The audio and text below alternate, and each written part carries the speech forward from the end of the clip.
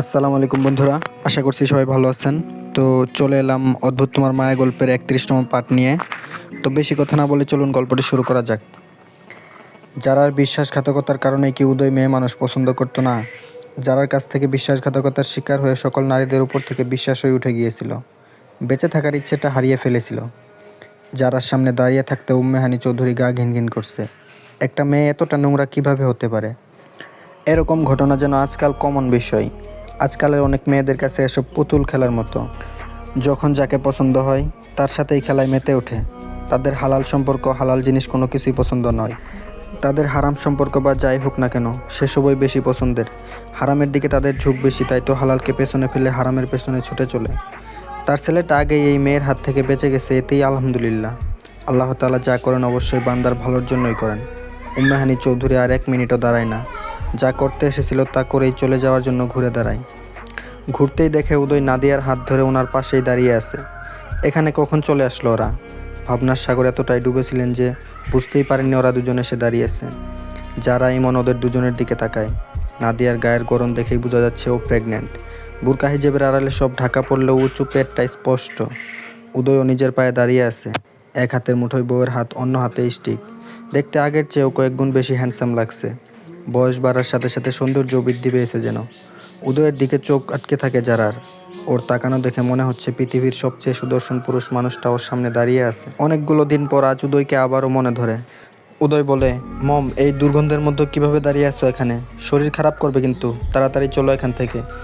উম্মেহানি চৌধুরী বলেন, চল। সত্যি সত্যি শরীর খারাপ লাগছে আমার। পায়ে পা মিলিয়ে বাহিরের দিকে এগিয়ে যায় তিনজন। উদয়ের হাঁটতে খুব বেশি সমস্যা হচ্ছে না। বউয়ের হাত ধরে কি সুন্দর হেঁটে এগিয়ে যাচ্ছে। যারা আজ বুঝতে পারছে জীবনে কত বড় ভুল করেছে। হীরা রেখে মরিচিকা আর কাচের পেছনে ছুটে বেরিয়েছে এতকাল। যারা যখন উদয়ের চোখ মুখের দিকে তাকিয়েছিল, তখন স্পষ্ট দেখেছে উদয়ের চোখে মুখে তৃপ্তির হাসি। সেই হাসি কিসের জন্য ছিল যারার জানা নেই। লাইফে হ্যাপি আছে সেই জন্য, নাকি যারার বর্তমান অবস্থা দেখে? উদয় যেন নিজের হাসি দ্বারা উপহাস করে গেল যারার।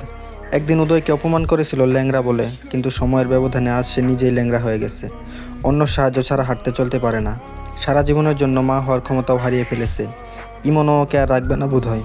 খুব শীঘ্রই হয়তো ডিভোর্স দিয়ে দেবে, নয়তো সারা জীবনের কাজের বুয়া বানিয়ে রাখবে আর সেভাবে ট্রিট করবে। সময় এবং প্রকৃতি আজ উদয়ের হাতে যেন। এরাই প্রতিশোধ নিয়ে নিয়েছে। কয়েকদিনের মধ্যে ইমন দ্বিতীয় বিয়ে করবে। মেয়েও পছন্দ করা শেষ। তখন ওর জায়গা হবে হয়তো বেডরুম থেকে স্টোর রুমে। নিজের ভবিষ্যতের কথা স্মরণ হতে আবার চোখ দিয়ে পানি বেরিয়ে আসে। কি থেকে কি হয়ে গেল? সাজানো গুছানো জীবনটা মুহূর্তে এলোমেলো হয়ে গেছে।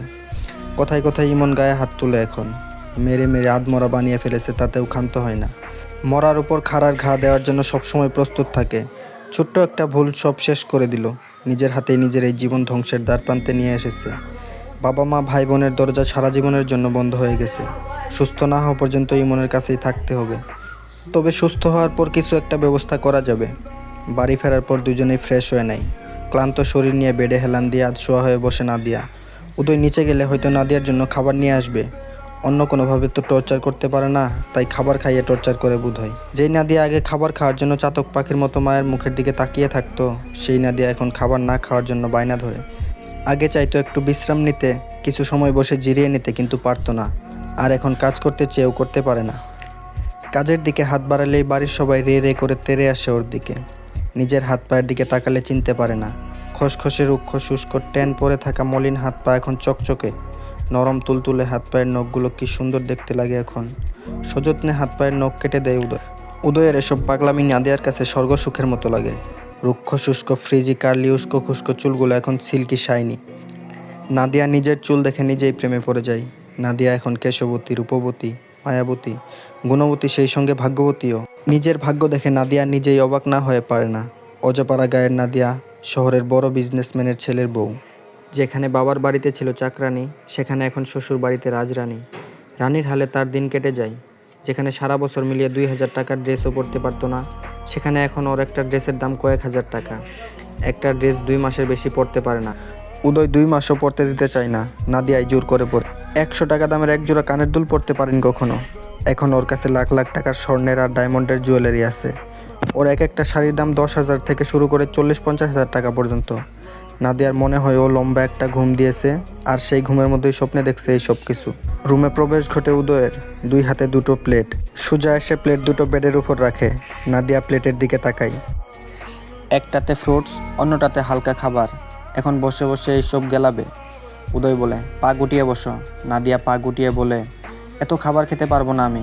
উদয় বেডে বসে বলে, খেতে হবে, ডক্টর কি বললো মনে? নাদিয়া বলে, এমনিতেই পাগল, এই ডক্টররা আরও পাগল বানিয়ে দেয়। একটা মানুষ দিনে কতবার খেতে পারে? আমি তো মানুষ নাকি? খাওয়ার জন্য পেটে জায়গা তো থাকতে হবে, তাই না? উদয় বলে, মানুষ দুজন, খাবার তো ডবল ডবলই খেতে হবে।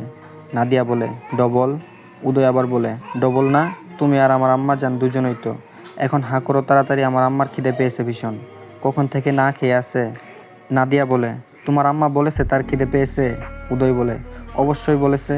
নাদিয়া বলে, কখন বলল? উদয় বলে, বলেছে, তুমি শুনতে পাওনি? নাদিয়া বলে, তোমার আম্মা ঘুমিয়ে গেছে, এখন আর খাবে না। উদয় বলে, ঘুমাইনি, একটু আগেই তো বললো বাবা খিদে পেয়েছে, খাবো, তাই তো তাড়াহুড়ো করে খাবার নিয়ে আসলাম। কথা শেষ করে নাদিয়ার পেটের দিকে তাকাই। প্লেট 2টো সামনে থেকে সরিয়ে পাশে রাখে। নিচু হয়ে নাদিয়ার পেটে গাল কান ঠেকাই। মিষ্টি করে ডেকে ওঠে, আম্মা গো, ঘুমিয়ে পড়েছ? খাবার খাবে না? ওঠো। আশ্চর্যভাবে সাথে সাথেই বেবি মুভমেন্ট করে। উদয় চোখ বড় বড় করে ঘাড় ঘুরিয়ে নাদিয়ার মুখের দিকে তাকায়। নাদিয়াও চোখ দুটো বড় বড় করে তাকিয়ে আছে।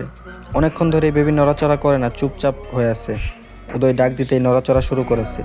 বাবার ডাক শুনতে পেল নাকি সত্যি সত্যি? উদয় আবার পেটে গাল আর কান ঠেকায়, তারপর বলে, আম্মা, বাবার কথা শুনতে পাচ্ছ? বেবি মুভমেন্ট করতে থাকে। পেটের এদিক ওদিক ফুলে ওঠে। উদয় দ্রুত সোজা হয়ে বসে নাদিয়ার পরনের জামা টেনে উপরের দিকে তোলার চেষ্টা করে বলে, আরে তাড়াতাড়ি এটা উপরে তুলো। নাদিয়া বলে, কেন, জামা ছাড়ো। উদয় বলে, বেবি দেখবো, তাড়াতাড়ি তুলো এখন। নাদিয়া বলে, পাগল হয়ে গেলে নাকি? পেটের ভিতর কিভাবে দেখবে, ছাড়ো। কে শুনে কার কথা? উদয় জামা পেটের উপর তুলে দিয়ে পেট উন্মুক্ত করে। বেবির মুভমেন্ট পেটের জায়গায় জায়গায় ফুলে উঠেছে। ফুলা জায়গাগুলোতে হাত ছোঁয়ায় উদয়। পেটের উপর থেকে যেন বেবিকে ছোঁয়া যাচ্ছে। উদয় নাদিয়ার পা দুটো সোজা করে দেয়। নাদিয়াও নিজের পেটের দিকে তাকিয়ে থাকে। এভাবে কখনো দেখা হয়নি আজকের আগে। উদয় পাশ থেকে ফোনটা হাতে নিয়ে ক্যামেরা অন করে নাদিয়ার হাতে ফোন ধরিয়ে দিয়ে বলে, ভিডিও করো, ঠিকভাবে ধরবে। নাদিয়ার হাতে ফোন ধরিয়ে দিয়ে আবার পেটের ফুলে ওঠা জায়গাগুলোতে হাত ছোঁয়ায়। পেটের এক জায়গায় নিচু হয়ে যাচ্ছে তো আরেক জায়গায় উঁচু হয়ে যাচ্ছে। এর আগে অনেকবার এভাবে পেটের দিকে দেখেছে, কিন্তু বেবি আজকের মতো নড়াচড়া করেনি। উদয় খুশিতে আত্মহারা হয়ে ওঠে। আল্লাহ, কি খুশি যে লাগছে। আবার গাল ছোঁয়ায়। বেবি যেন আজকে বাবা মাকে নিজের অস্তিত্ব বোঝাচ্ছে খুব ভালোভাবে। আমি আছি, ভালো আছি। কিছু সময় পর বেবি নড়াচড়া বন্ধ করে শান্ত হয়ে যায়। নাদিয়া ফোনের ভিডিও অফ করে ফোন পাশে রেখে দেয়। উদয়ের মুখের দিকে তাকিয়ে দেখে উদয় পেটের দিকে তাকিয়ে আছে এক দৃষ্টিতে, আর 2 চোখে টলমলে পানি। নাদিয়া উদয়ের গালে হাত রাখে। উদয় চোখ তুলে ওর মুখের দিকে তাকায়। চোখে পানি থাকলেও ঠোঁটে হাসি বিদ্যমান। নাদিয়া বলে, কি হয়েছে? উদয় বলে, বাবা হওয়ার আনন্দ এত বেশি আর সুখকর কেন হয়? মনে হচ্ছে পৃথিবীর সবচেয়ে দামি আর সেরা জিনিসগুলো আমি পেয়ে গেছি। নিজেকে সবচেয়ে বেশি সুখী মনে হচ্ছে। কথা শেষ করে চোখের টলমলে পানি মুছে নেয় হাতের সাহায্যে। তারপর উদয় বলে, দেখো না, আনন্দের চোখে পানি চলে এসেছে। নাদিয়া বলে, আমি তো চাই তুমি সারা জীবন এভাবেই আনন্দে থাকো।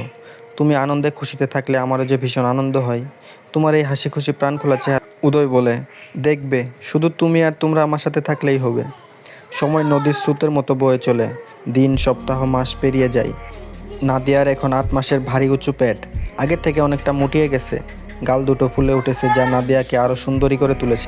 নাদিয়া যখন হাসে সাথে সাথেই গাল দুটো ফুলে ওঠে। তখন নাদিয়ার রূপ সৌন্দর্য বেড়ে যায় বহুগুণে। দেখতে আরও বেশি মায়াবী লাগে। রাত প্রায় 12টার দোরগোড়ায়। নাদিয়ার ঘুম ভেঙে যায়। চোখ মেলে তাকায়। প্রতিদিনের মতো উদয় ওকে জড়িয়ে ধরে আছে আজও। অফিসের কাজ শেষ করে ঘন্টাখানিক আগেই ঘুমিয়েছে। উদয়ের হাত পা সরিয়ে দিয়ে শোয়া থেকে উঠে বসে। ওয়াশরুমে চাপ দিয়েছে। বালিশের পাশ থেকে ওড়নাটা নিয়ে মাথা ঢেকে নেয়। তারপর বেড থেকে নেমে ওয়াশরুমে প্রবেশ করে। কিছু সময় পর বেরিয়ে আসে ওয়াশরুম থেকে। জগ থেকে গ্লাসে পানি ঢেলে খায়। কেমন খিদে খিদে পাচ্ছে। আজকাল ভীষণ খিদে পায়। খেতে বসলে খেতে ইচ্ছে করে না, কিন্তু 2-3 ঘন্টা পার হওয়ার আগেই আবার খিদে পেয়ে যায়। কি যে একটা জ্বালা। নাদিয়া ডোর খুলে রুম থেকে বেরিয়ে আসে। এগিয়ে যায় সিঁড়ির দিকে। 2টো সিঁড়ি পার হতেই রুষার গলার স্বর শুনে দাঁড়িয়ে যায় নাদিয়া। রুষা ওর দিকে এগিয়ে আসছে। দ্রুত এসে নাদিয়ার কাছে দাঁড়ায়। রুষা বলে, কোথায় যাচ্ছ ভাবি? নাদিয়া বলে, নিচে যাচ্ছি। রুষা আবার বলে, কিছু লাগবে নাকি ভাবি? নাদিয়া বলে, হ্যাঁ। রুষা বলে, কি লাগবে বলো, আমি নিয়ে আসছি। কষ্ট করে তোমাকে নিচে যেতে হবে না। নাদিয়া বলে, ওই একটু খিদে পেয়েছিল আর কি, কিন্তু এত রাতে তুমি এখানে কেন? রুষা বলে, কফি নিতে এসেছিলাম। কদিন পর পরীক্ষা না, তাই রাত জেগে পড়তে হয়। কি খাবে বলো, আমি নিয়ে আসছি। নাদিয়া বলে, আমি নিচে যাচ্ছি, সমস্যা নেই। বলে নিচের দিকে এগিয়ে যাই। ওর সাথে সাথে রুষাও নিচে যাই। দুজনেই একসাথে প্রবেশ করে কিচেনে। নাদিয়াকে দাঁড় করিয়ে রেখে রুষা নিজেই ফ্রিজ খুলে ভেতর দেখে নেয়। রান্না করা কোনো খাবার অবশিষ্ট নেই। রুষা বলে, কি খাবে ভাবি? কিছুই তো নেই। ফ্রুটস খাবে? নাদিয়া মুখ বিকৃতি করে, এই ফলমূল আর খেতে ইচ্ছে করে না। নাদিয়া বলে, থাক, খাবো না। রুষা বলে, খিদে পেয়েছে, খাবে না কেন? একটু ভেবে বলে, নুডলস বা পাস্তা খাবে? নাদিয়া বলে, এগুলো খাওয়া যায়। রুষা বলে, কোনটা খাবে? নাদিয়া বলে, নুডলস। কথা শেষ করে নাদিয়া এগিয়ে যায় কিচেন ক্যাবিনেটের কাছে। ভেতর থেকে 2 প্যাকেট নুডলস বের করে। 2 প্যাকেট রান্না করলে দুজনেরই হয়ে যাবে। রুষা রাত জেগে আছে, ওরও নিশ্চয়ই খিদে পেয়েছে। রুষা সসপ্যানে পানি দিয়ে গ্যাসে বসিয়ে দেয়। নাদিয়ার হাত থেকে জোর করে নুডলস নিয়ে নেয়। নাদিয়াকে রান্না করতে দেবে না, ও নিজেই রান্না করে খাওয়াবে। নাদিয়া শতবার না করলেও শুনে না রুষা। নুডলসের প্যাকেট রেখে নাদিয়াকে একটা টুল এনে দেয় বসার জন্য। তারপর ফ্রিজ থেকে আপেল, পেয়ারা আর ডালিম বের করে কেটে নাদিয়ার হাতে প্লেট ধরিয়ে দিয়ে খেতে বলে। নাদিয়া ওকেও খাওয়ার জন্য জোর করলে কয়েকটা তুলে মুখে পুরে নিয়ে পেঁয়াজ মরিচ কুচি করার জন্য এগিয়ে যায়। 10 মিনিটের মধ্যেই নুডলস রান্না শেষ করে রুষা। দুজনের জন্য 2 প্লেট বেড়ে নেয়। রুষারও খিদে পেয়ে গিয়েছে রাত জেগে পড়তে পড়তে। রুষা এখন আর আগের রুষা নেই, পুরোপুরি পরিবর্তন হয়ে গেছে। নাদিয়াকে এখন অনেক ভালোবাসে। বাড়িতে থাকলে নাদিয়ার সাথেই বেশি সময় পার করে। বাড়ির অন্য সকলের মতো ও নিজেও নাদিয়ার খেয়াল রাখে। ফুপি হবে সেই আনন্দে আরও বেশি যত্ন করে। নিজের কাজ এখন নিজেই করে। কথায় কথায় চিল্লাচিল্লি, ডাকাডাকি করে না। ইউটিউব দেখে দেখে রান্না শিখেছে, বাদ বাকি সব মেয়েদের কাছ থেকে। এখন কারোর সাথে আর খারাপ আচরণ করে না। প্লেট দুটো হাতে নিয়েই ডাইনিং টেবিলের কাছে এগিয়ে যায়। পেছন পেছন নাদিয়াও যায়, দুজন একসাথে বসে খাওয়ার জন্য। নাদিয়াকে বেডে না পেয়ে ঘুম ভেঙে যায় উদয়ের। ভাবে নাদিয়া ওয়াশরুমে গিয়েছে, কিন্তু অনেকটা সময় পেরিয়ে গেলেও নাদিয়া আর আসে না। শোয়া থেকে উঠে বেড থেকে নেমে দাঁড়ায়, এগিয়ে যায় ওয়াশরুমের দিকে। হাত বাড়িয়ে ডোর ঠেলা দিতেই খুলে যায়। ভেতরে কেউ নেই, অন্ধকার হয়ে আছে। রুমে প্রবেশের ডোরের দিকে তাকিয়ে দেখে ডোর খোলা। দ্রুত পায়ে রুম থেকে বেরিয়ে আসে, এগিয়ে যায় সিঁড়ির দিকে। সিঁড়ি বেয়ে নিচে নেমে আসতেই চোখ যায় সোফায় বসে থাকা বউ আর বোনের দিকে। আচার খাচ্ছে আর হি হি করে হাসছে দুজন কিছু একটা নিয়ে। উদয় দূরে দাঁড়িয়েই তাকিয়ে রইল দুজনের দিকে। তো আজকের পর্বটি এই পর্যন্তই। সবাই প্লিজ আমাদের চ্যানেলটিকে সাবস্ক্রাইব করে রাখুন আর ভিডিওটিতে অবশ্যই একটা লাইক দিয়ে দিবেন। ধন্যবাদ সবাইকে।